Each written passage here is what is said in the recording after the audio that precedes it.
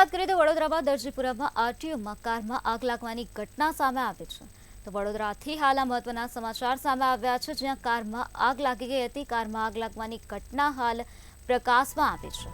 તો driving test દરમિયાન કારમાં આગ લાગી ગઈ હતી। તો કાર ચાલક ટેસ્ટ આપી રહ્યો હતો તે સમયે આગ લાગવાનો બનાવ બન્યો હતો। કાર ચાલકની સમય સૂચકતાને કારણે મોટી દુર્ઘટના ટળી છે। ડ્રાઇવિંગ ટેસ્ટ દરમિયાન આ સમગ્ર બનાવ બન્યો હતો અને ત્યારે કારમાં આગ લાગી ગઈ હતી।